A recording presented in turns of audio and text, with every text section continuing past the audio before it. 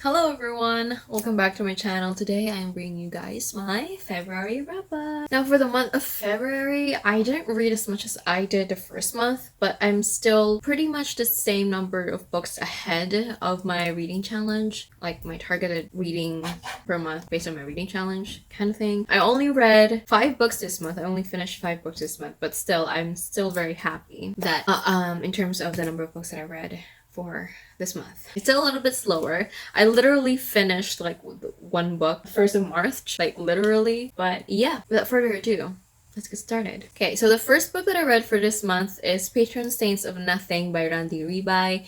This is a young adult contemporary / realistic fiction type of genre. Here we're following Jay Riguero, who is half American, half Filipino, and he goes back to his country in the Philippines. He goes back to the Philippines to learn more about the death of his cousin June. His cousin June died as part of the current President Duterte's fight against war against drugs. And he has been estranged with his family. He doesn't have a good relationship with his Filipino family. Not a very close relationship. And so even though he was very close to June when they were kids, as the years went on, as you know, because of the distance and the fact that they never really see each other, they've kind of grown apart. But he still wanted to learn more about the death of his cousin because it feels very vague to him and it feels like there's a lot of things that went on that he didn't know about. And he didn't believe that his cousin June was capable of using drugs and being killed as part of the drug war on drugs. So we're following him. He's a 17-year-old senior. He's about to graduate from high school and go to college. And it's a very hard book for me to rate. I did actually still have not put any kind of rating on Goodreads here because it's such a personal book. If you guys didn't know, I'm Filipino. I moved here from the Philippines 2 years ago, almost. And so it's been when I left, President Duterte was the president, and I was there during the elections and the first few years of his term. So first few months, year, I don't really remember when he was elected. I know, my bad, but I was there. I was present, and it was on the news a lot, and there were a lot of debates, there were a lot of articles, and there were a lot of theories, conspiracies, and it was maddening and frustrating and scary, the whole situation. Again, it's a very hard topic to discuss because it's currently happening. It's based on what is happening in the Philippines right now. In terms of how I found the book was very compelling to read. I really enjoyed following our main character, Jay, and you can definitely see that he's a senior. He's struggling with his own identity. As someone who's going to college, whose parents and family have high expectations of him, you can definitely see how the different cultures affect him. He's born in the US. He grew up there. He does not speak Filipino. He hasn't been home in the Philippines for 10 years, I want to say. And so he doesn't really know much about the culture. But you can definitely see how his Filipino dad's culture, the way he's brought up based on his dad's culture. There's a lot of passive-aggressive, interactions with him, like passive-aggressive ways that not even just his dad, but both his parents are telling him and showing him. And, there are a lot of stigma, and he's brought up very differently. And so his Filipino family is unsure of who he is and what he was and what kind of person he is. They have a lot of biases and a lot of not really wrong in terms of stigmas and perceptions, but it's very generalizing, and they treat it as very negative. And there's a lot of talk of race and culture and traditions, and so we definitely see how it's very different in terms of how he was raised versus the Filipino culture. And as again, as someone who is actually Filipino, although I am not biracial, I can definitely see a lot of the things that I expected the family would react and be like I saw. And so at the same, it feels real to me, and at the same time it was disappointing to see because I know it's real, I know it's happening, and I know that that's how most Filipinos are. And I don't know, it's saddening. In terms of how the whole investigation thing that he was doing in the Philippines, the way he approached it and the way that he discovered and reacted to the different information that he has acquired, I find that he handled everything very well. He was very open-minded. He knows that, you know, there will be a lot of differences in the way he grew up, in the way that he thinks the world works, as to how it is perceived by people, his own blood related family, because of the difference in culture. He's young, but I feel like he handled the situation very well. It's a difficult situation. You're dealing with the loss of a cousin that you're estranged to, but at the same time, you didn't believe that the way they died was right, and the way they died wasn't all the whole picture. And there's a lot of frustrations in terms of the family, which I see. Filipino families, they like to only show the good side, and they want the children to be like the best of the best. And so you definitely see that in there, and it's very frustrating. And you know, there's talk of gender as well, and gender preferences. It's a very conservative country. And so there's a lot of things that people have a hard time accepting, and have a hard time realizing, in terms of how complex and how different the world can be outside of like the whole country. Because it's a very, how do you call that? Filipino culture is a very, unlike American culture. American culture is very individualistic. American culture is very individualistic, and the Filipino culture is very community-like. And so they like to be part of a community, and they can be very protective and very loyal to that community. But at the same time, there's a lot of mini communities inside those communities, and as I said earlier, there's a lot of passive-aggressive fights and ways of dealing with different kinds of situations, and they always want to one-up each other in like humble ways, like sort of they want to appear humble, but they're also like humble bragging. There's a lot of those. It's very hard to explain, because again, the culture is it's a very different culture, and it's very different and complex, because the Filipino culture isn't just one culture. I mean, obviously that's the same for everybody else. And so there's a lot of different factors that come into it. And so it's difficult, but to see how just close-minded Filipinos can be, but at the same time, when they open up, Filipinos can be very warm and accepting once they actually understand, like, and realize that maybe they were wrong, or maybe there's a lot more into, you know, what they were taught or what they learned. They can be very warm and welcoming. And so it's amazing to be part of that community, but it's also so painful to be shunned and judged harshly by the same community that could end up accepting you. It's like a double-edged sword type of thing. So again, it's very hard to talk about this book without really going into like the Filipino culture and stuff, because it's about being Filipino and what's going on politically and how relevant it is to the culture as well. So it's very hard to talk about. But I really enjoyed this book. I feel like this is the book that I would recommend reading if you're interested in learning a little bit more about what's going on in the Philippines right now. Of course, this is only one side of it, and there's a lot of other things that even like Filipinos who live in the Philippines right now know about. So it's politics, and we're talking about morality, and we're talking about government and ethics. So it's a very sensitive, complex topic to read about and to experience and to be part of. So again, I really enjoyed reading this book. Pretty hard to talk about without going very deep and very analytical in terms of like culture stuff and all that. So again, Patron says Nothing by Ribay. I feel like I talked about it. Okay, I'm gonna try to zoom through the rest of the books. Alright, so the second book that I finished is Night of Cake and Puppets by Laini Taylor. This is a novella in the Daughter Smoke and Bone series. I have been wanting to read this book for a while. A lot of people have been saying that this is such a great novella. And we're following, if you guys didn't know about Daughter Smoke and Bone, I don't know where you've been, but in Daughter Smoke and Bone, we're following Karu, who is not so human, maybe. And she is part of this monster world where they deal with wishes, and she works for them, and she learns about magic and like this other dimension. And so that's pretty much like the gist of the first book. But here we're following the best friend of Karu, which is Susanna. And Susanna is described by Karu as a rabid fairy, and her voodoo eyes are said to freeze blood, and even her older brother fears her wrath. And so she, as you can see, this is Susanna, and she likes to dress up in like really kind of goth outfits. I don't know if I'm like referencing that right. And she's also very petite, and she has a very strong, straight to the point kind of personality.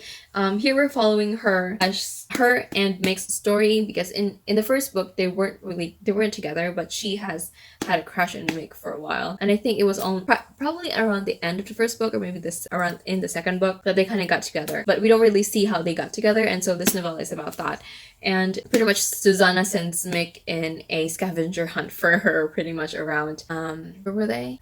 It's like a treasure hunt for Mick, and the treasure is herself. And so it's such a fun read. And the thing about this is that we also get illustrations throughout the book. Even like, look at the cover, like the inside page. Because Susanna draws, no, Karu draws, and this is the depiction of Susanna here. I really enjoy the illustrations because it adds on to the story. And when they started doing the treasure hunt, there were even like the drawings that Susanna did, and like the actual map. It was so like, look at that.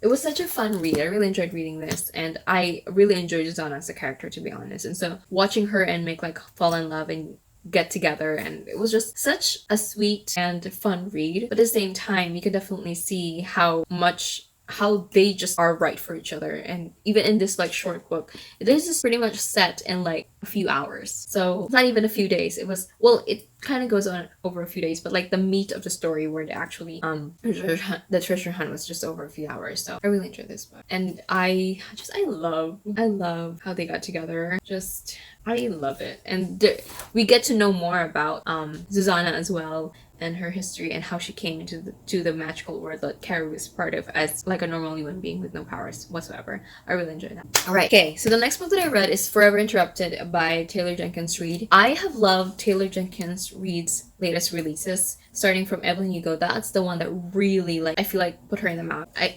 guess you can say. And so I read also her next book, which was, did I say it right? The Seven Husbands of Evelyn Hugo, and then Daisy Jones and the Six. And so I wanted to, I don't think she has announced a recent book that she was going to release, so I wanted to read her other works as well. And so I wanted to start from her first writing to her last. And this is her first book. This is her first published book. Here we're following the story of Elsie Porter and her husband Ben Ross. They've only been married for 10 days, but then her husband gets into an accident and dies. And so she's dealing with the aftermath, especially after meeting her mother-in-law, who didn't know about her. And so it's about their story getting to know each other, and her recovering from I guess you could call whirlwind romance, and then losing like the love of her life after just 10 days of being married. I knew this was going to be such a difficult thing to read. Books about grieving is something that I don't like to read, because I get really emotional and get very attached, and I cry so much, and it's just so painful, like emotionally draining. I find that this one, I don't think I actually cried, but there's definitely an undercurrent of like deep sadness throughout the book, especially after Elsie loses her husband, and just her grieving process, and her meeting her mother-in-law, who doesn't really like her. And so we'll learn more about her and Ben's love story, because we go back and forth in time. Like, they've actually been only seeing each other for months before they actually got married. And so we follow their love story and how they fell in love, and their ups and downs as well in those few months that they've been dating, and her going through the grieving process, as well as the mother's grieving process, learning that her son had been married and she didn't know about it. The complexities of the relationships between the two women in Ben Ross's life, as well as how just they recover from losing Ben. And it was a very interesting look into grief and learning to accept and to move past. I don't want to say move past, but just to rise above. I don't want to call it. It's really hard to talk about. Grief is such a hard topic to talk about, but I enjoyed this book. I rated this a 3 stars. I liked it, but I felt like I don't know, I wanted it to be a little bit longer. I wanted to have talked about more in terms of and just the relationship between the mother and Elsie, and I don't know, I just wanted a little bit more from the story. I liked it. It wasn't bad, but I could definitely see why, how this is Taylor Jenkins Reid's first book. What am I talking about like I know her? But it was still still a very powerful read. It's hard to talk about again. I feel like we didn't really know Ben that much, even though we're following the aftermath of his death and how his death has affected these two women, how they recover from losing him. I feel like we still needed a little bit more of Ben, but we do get quite a bit. Of course, we can't talk about like just Ben who died. We also, of course, need to talk about these people that he loved the most in his life. So, and how they're gonna, comfort each other as the two people that love Ben the most and that Ben loved the most. So anyway, I enjoyed it. It wasn't bad. I just wish we got just a little bit more in terms of who these people are and their motivations, and just a little bit more of Ben as well, honestly. But I really love the ending and how they came together and how, I don't know, just what happened in the end, like what they made in the end. So I enjoyed it. Okay, let's see. Okay, so the next book that I read purely in audiobook form. This is A Whole New World by Liz Braswell. This is the first book actually in the Twisted Tales series, which I didn't know. I thought I pretty much read the Twisted Tales series quite chronologically, but apparently this is the first book. So as from the title, we are following Aladdin and Jasmine and the story of Aladdin.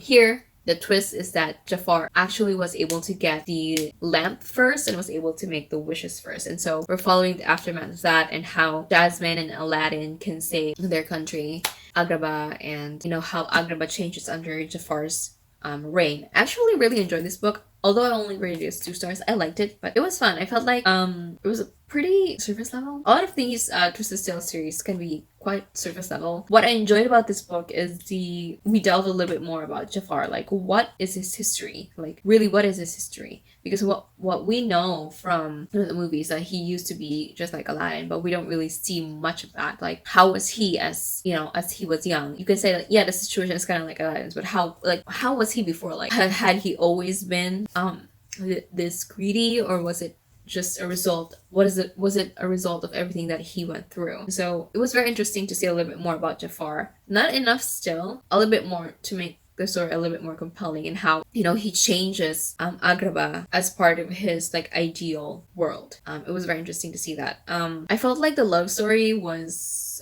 it's insta. It's not even a little bit, it's definitely insta love. Like, Aladdin is just, I get attraction, I get that, but love, I don't know. Maybe a little bit of like caring, but like not like I really cared about this person. Like, caring is in terms of this person was a human being and I don't want them to get hurt, versus I'm in love with this human being who I met hours before and I don't really know about it. Because I get falling in love for a few hours. I read The Sun Is Also a Star by Nicola Yoon, which is a love story between 2 characters set in one day. I really love that. But this one, I felt like we didn't really, like, Aladdin and Jasmine didn't really get to know each other much. Definitely they saw each other's like struggles and what their dreams are and what's holding them back. That's not enough for them to fall in love with each other. Attraction definitely, because attraction is pretty much just attraction to their appearance and maybe their status and stuff. But falling in love, I don't know. And I felt like they didn't really like get to know each other a lot as the story progressed. I really enjoyed how they came to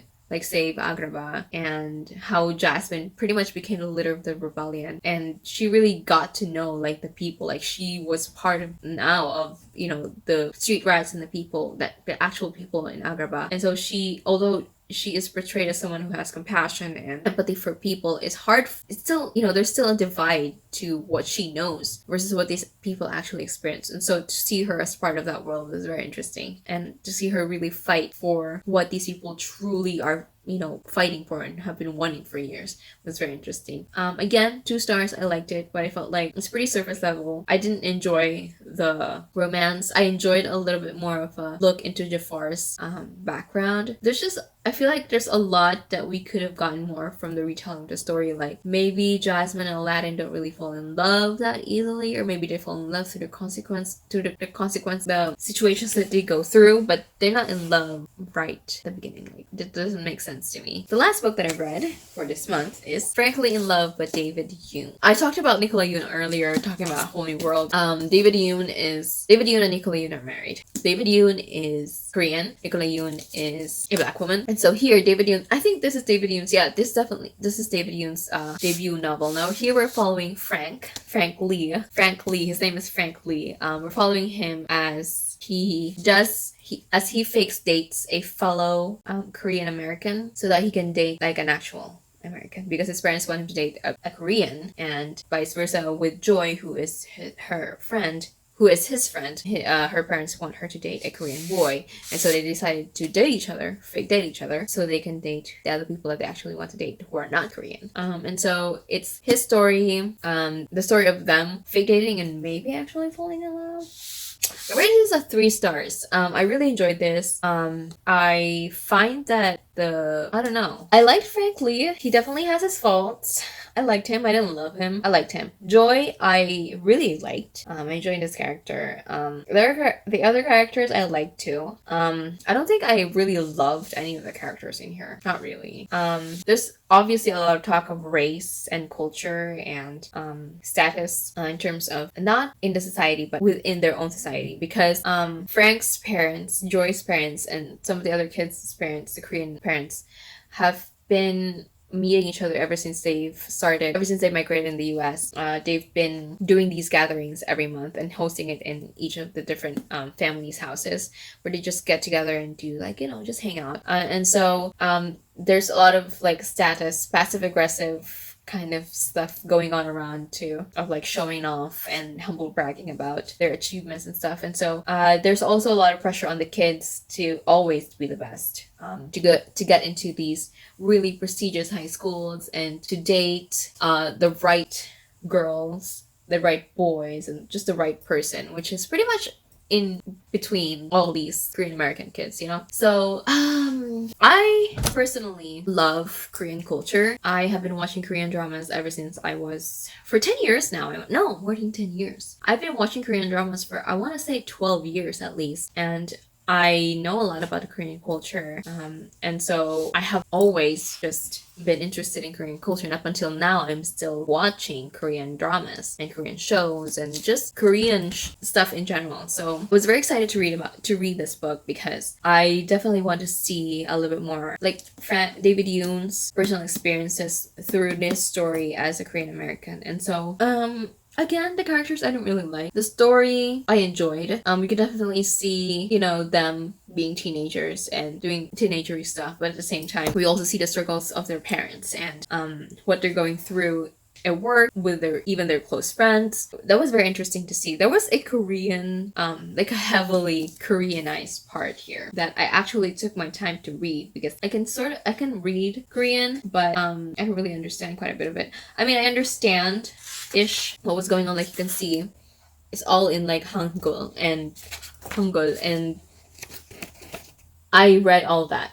Like, I really tried my best to read all of it. Like, I read all of it. And so I couldn't understand a little bit what was going on, but we never really got any translations from it. Like, definitely we get like summaries from the parents, but overall, we didn't really get translations for it. I feel like it would have benefited the readers as well if they could understand it. You can definitely just Google translate it, but it would definitely have been a lot better if we understood it. But at the same time, we are following Frank Lee, who does not understand Korean very much. And it's just him coming to terms and just accepting who he is as a Korean, as an American, and just him, and being proud of that and being able to be that person that he is. And so it's a definitely coming of age story, because although we are following these teenagers who are going into college, and they're applying for different schools, and it's just pretty much the start of the rest of their lives. Whatever they choose to take on college is going to determine who they're going to be for the rest of their lives, and their parents are very heavily invested in that. There's a lot of pressure on them to succeed, because their parents worked very hard and they have gone through unimaginable stuff to get them here, to give them the best chances that they can at life. And so obviously there's a lot of pressure on them to continue that sort of legacy and to not disappoint their parents. It's very interesting to see the culture, to be honest. I really did enjoy seeing how the culture played out in their lives, and how just their way of thinking and traditions have shaped their lives as Koreans in America. So that was very interesting to read. Just in terms of the characters, I didn't really feel like very strongly about them. And the thing about coming of age stories, that you're reading the stories of these kids their coming of age, and you should like love and care for them. Just didn't. And so I feel like that's why it wasn't such a great book for me. Although I want a little bit more of Korean culture, we are reading this from Frank's perspective, and Frank is not very well versed in Korean culture, and at the same time, you know, he's struggling with his identity. Does he want to be more Korean? Does he want to be more American? Should he want to be more American? Should he want to be more Korean? There's a lot of expectations that are very contradicting with each other that comes from his parents. That is, in a way, very American, but there are also expectations that are very Korean. And so, like, you know, it's finding that good middle ground between the two and meeting them, and at the same time being his own person, not being defined as just Korean or just American or as just Korean American. So again, that was very interesting to see and to read. I just didn't really care much about it. Like, I wanted to care a lot more. I loved how he came into terms into his identity. I wanted to see a little bit more of that, a little bit more evidence of what his life was going to be like after the fact. And so I don't know. I liked it, but I wasn't very emotionally invested in it, I guess. So that is it for this wrap up. I hope you guys enjoyed watching. Thank you so much for watching. You guys can check out my other videos right here. Tell me your guys' opinions as well as your experiences reading these books that I've read, if you've read them, and if you're looking forward to reading these books as well. Let me know what you're feeling in terms of going into them. But yeah, thank you so much for watching. I will see you on my next one. Bye.